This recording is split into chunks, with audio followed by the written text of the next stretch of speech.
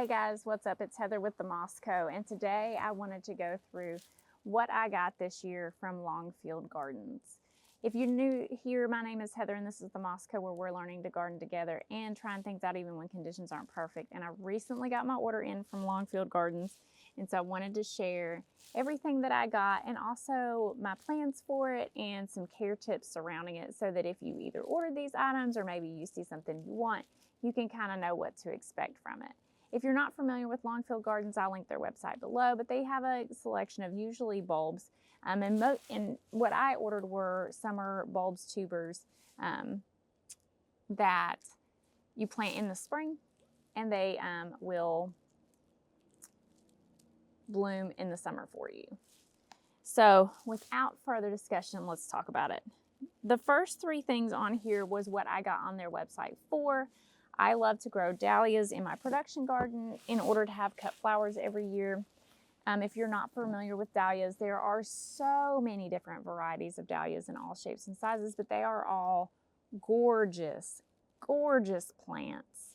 Not the plants aren't gorgeous, flowers. They are beautiful. I remember I had a vase that I had a dahlia I had grown in it somewhere, and somebody said, "Is that a real flower?" They're just beautiful. They have ball dahlias, decorative dahlias, dinner plate dahlias, and in most colors of pink, orange, yellow, and white. They've got some beautiful cafe au lait dahlias, and Longfield has a really good selection. The other reason that I ordered from Longfield this year, I've ordered from Eden Brothers before, I've ordered from some other random places before, is they did have a good selection, particularly the ones that I was looking for, but also they had pretty fair prices, and I think that's kind of important. You're going to, when it comes to dahlias, put them in the ground in a full sunspot, 6 to 8 hours of sun. I like to amend the soil with biotone starter fertilizer and some compost. And then you're going to let them grow after your last frost date. You need to do it after your last frost date. For us, it's around April 15th. So you're going to put them in the ground after your last frost date. I like to keep them watered once they've sprouted. So because they come as really, really ugly tubers, and I'll throw a picture up, they do run the risk of rotting. So you want to be careful to start watering them after you see some green leafy growth on them. The other thing is, these plants, for me especially, where they're getting borderline just enough sun, they get very tall. And they do get tall in general. And you do need to stake them because they'll get heavy. I like to have mine just on some cattle fencing, and then I can just lash them to the cattle fencing. Also, some people like to pinch back their dahlias when they get about 6 inches tall. I don't do that because I'm lazy, but it will increase the number of blooms that you receive. They are a cut and come again type of cut flower. Sorry, there was an interruption there. So they are a cut and come again flower, meaning the more that you cut on them, the more that you deadhead them, all those things, the more flowers you're going to get. And some years I do really, really great with this, and some years I don't. A lot of these are hardy to like a zone 7, meaning that you might be able to leave them in the ground and save them where I live. Never had that experience. I think part of it too is it's really wet here, so they probably rot. But if you are below that zone, or you're borderline, or you have a rot problem like I do, you can dig them at the end of the year and store them somewhere that's cool and dry-ish with a little vermiculite. There's videos online for that. I'll try to link one down below. But the amount of impact that a dahlia can give you and how gorgeous these flowers are, there's not another cut flower I've grown that really surpasses that. They're just really impressive flowers. So every year I treat mine like annuals, and I buy a couple. Sometimes I buy, I think one year I bought like 20 or something outrageous. But I've gotten to where I just buy like 4 or 5, and that is usually sufficient and about the amount of space I have to keep them. So the ones in particular that I ordered this year, and I have also learned this about myself, I like really the really dark red, almost black flowers. I love those. So I got a Arabian night dahlia. I've had different ones. I do like the Arabian Nights. I like that deep red color. I love a saturated color. A lot of people are really into the pinks and peaches and light and pastel, and that's really pretty. And I think if you were selling these or doing some kind of wedding work, I think it would be great. But for me, when I have a bouquet, I really am drawn to these deep red colors. And then in the fall, even better. So I usually gravitate towards those. But the Arabian Night Dahlia, like I say, I've had it before. It's a decorative dahlia. I'll throw a picture up on the screen, and I've really enjoyed it. So we were going to repeat that again this year. The second one that I ordered that I have had before that I really enjoy was one year, a couple years, my mother-in-law has just ordered me Dahlia Tubers for my birthday or Christmas, and that is the best because someone else is picking for you, and they pick things that maybe you wouldn't pick. And I don't necessarily, when I get that box, pull up exactly what they ordered me. So if I'm not familiar with the name, I don't know what it is till it blooms. And that's what happened with this one. And when it bloomed, it was the most beautiful cut flower I have ever grown. So gorgeous. And I couldn't get it to produce a whole lot, and I buy it every year, and last year it didn't flower. But super, super beautiful. Love this one. And it is the dinner plate tartan dahlia. It is these deep burgundy, reddish, almost purple with the burgundy stripes with white, and it is stunning. It is the most beautiful. I will throw a picture up of one I've grown on the screen. The most beautiful cut flower I have ever grown. And I need to babysit it more this year. Some years I don't take enough time to amend the soil and keep an eye on things. Or if we don't get enough sunlight, like last year, I feel like our early spring just wasn't, or our late spring just wasn't getting it. And I planted everything late, and these do need some time to warm up and get growing before they start producing. And I think we missed the window on that, but I love these. They are huge too. The other thing about the dinner plate series of dahlias that you need to consider is one of these is going to be massive. Some of them can be the size of your head depending on what you're ordering. So when you're making a bouquet, if you're really concerned with that bouquet being super aesthetic, I like to make my bouquets kind of modern looking, but I also like them to be, you know, the asymmetrical, the right way, I would say. These take up a lot of real estate in a bouquet. And in some instances, that's a really great thing because you don't need as many flowers. And sometimes you're in the yard and you're like, oh, it's looking a little shy. Let me just add some more greenery. But sometimes it's a little bit more, but sometimes it's a gift because now you've got this giant flower that's clearly the statement piece that takes up a whole lot of the centerpiece. And it is gorgeous. These flowers are gorgeous, and I love them.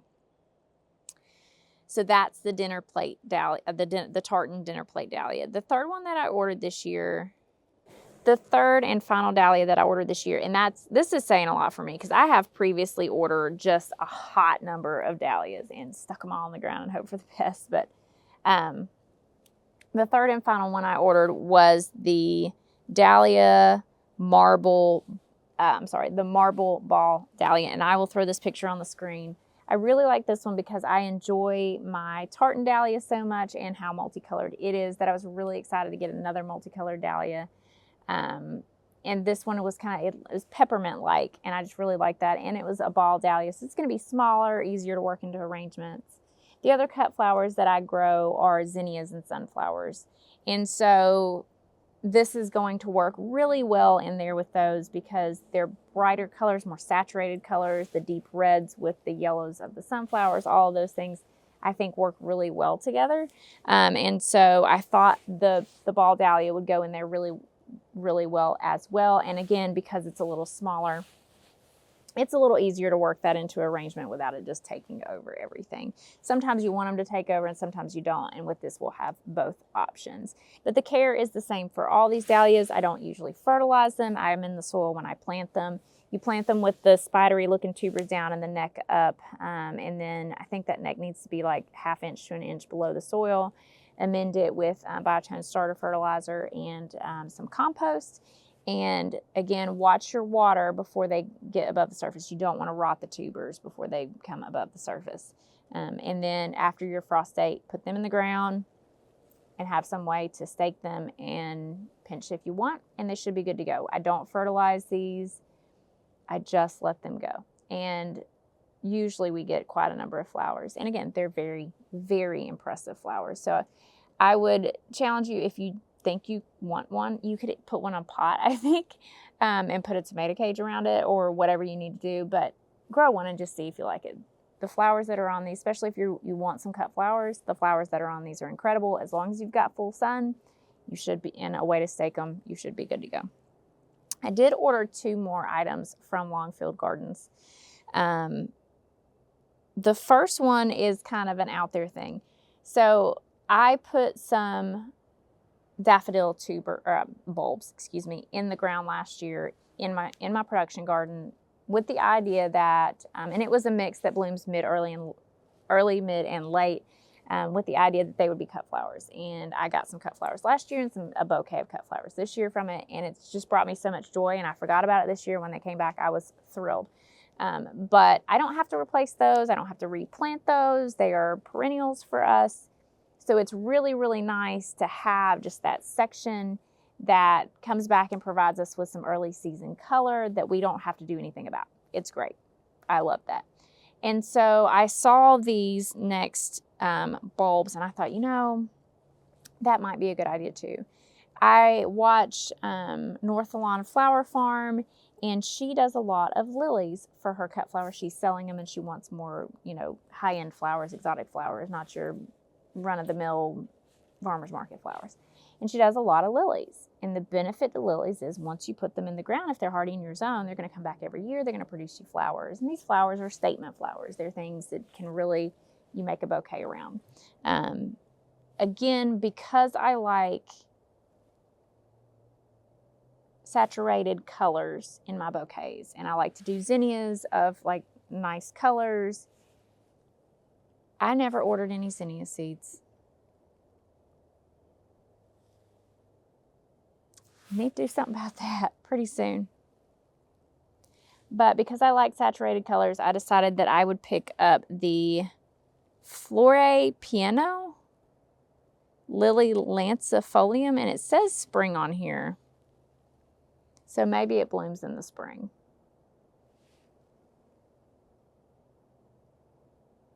But I'll throw that up on the screen as well. They're these weird kind of looking lilies that are orange with the like dark colored polka dots on them.